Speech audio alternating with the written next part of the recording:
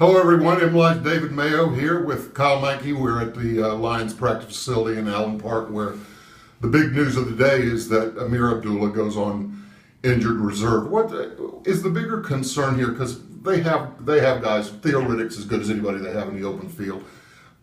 They have guys who can make plays. Is the bigger concern offensive production? Is it pass protection? There's some things that are going to change here. Well, penalties, first of all, because we saw that last week. I think that was the big reason. I mean, in that game, Dave, they lost the game, but they had a rushing attack. They were averaging about 5 yards a carry. They're averaging third most yards per carry in the league, actually, which is pretty shocking considering where they were last year with their run game. I've been very impressed with the run blocking, which is, I think, a big reason why you see all the guys producing. It's not just Abdullah, it's Riddick, as you mentioned, it's Dwayne Washington. Anyone they've given the ball to rush the football has had success so far this year. So that gives me faith that even with the loss of a talented player like Abdullah, the Lions will still have a viable rushing attack. I think the big concern is Theo Riddick's never been a starter before in this league. I mean, he's a good player, but he's never been the guy, particularly on the ground. And I like the early things I've seen from him, but he's never had to shoulder a load like this. He's never had a defense prepared specifically for his rushing. I think these are new dynamics you have to encounter. And Dwayne Washington, I mean, he was extremely electric in the preseason. We all saw that.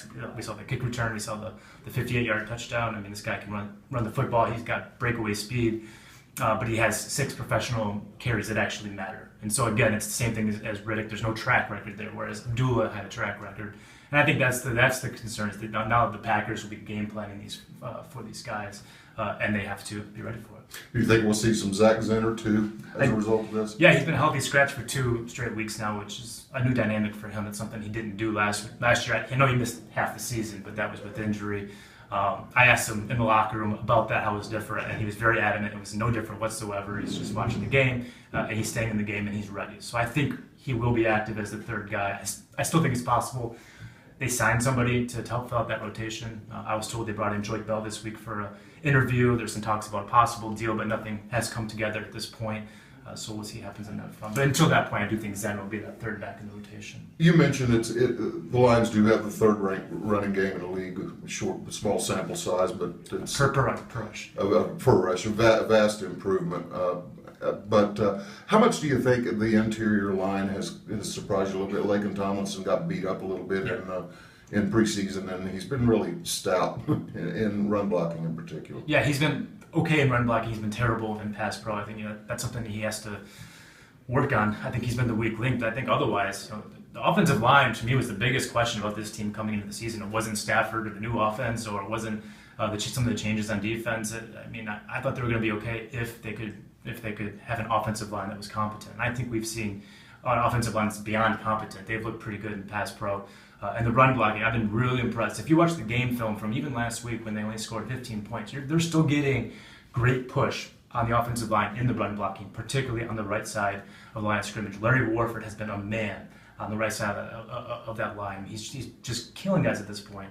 And he's right now he's bookended by Riley Reif, who has had like a career rejuvenation at right tackle, and then Travis Swanson, who you and I were just talking on the side. I mean, this guy was the worst offensive player, maybe the worst starter for the Lions last year on either side of the ball. And he's wrecking people right now at center, and not just his initial block, but he's getting to the second level. He's getting those second level blocks. We saw that on the Theo Riddick touchdown run in week 1. This is a big reason why you see, no matter who's getting the rock, they're having success rushing the football.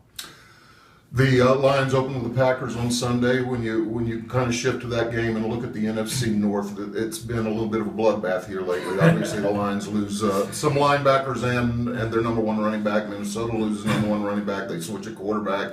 Does this thing look a little bit more wide open? Green Bay didn't look great the other night than it did before the season started. Absolutely. And it's funny because you get, especially as writers, but even fans I know, you get tunnel vision, right? You think about the team you see every day. You see your team losing, you see your team giving up a fourth quarter lead, 30 fourth quarter points in 2 weeks, forfeiting 2, double digit. I mean, all the things that we've seen, and they've lost players to injury now, Abdullah for at least 8 weeks.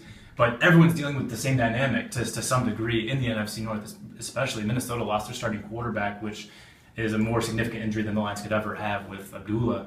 Or basically outside of Stafford. They lose Adrian Peterson. The Bears lose Cutler for a couple of weeks. That impacts next week's game against the Bears, between the Lions and Bears. They lost Lamar Houston and all kinds of guys on the defensive side. They're hurting too. The Packers are the one team I think that hasn't been hit real hard by injury in the North, but they're not exactly playing well either. Aaron Rodgers, Dave, is really struggling at this point. He does not look like himself, and the Lions have done a very nice job the past 2 years, actually, of limiting that guy.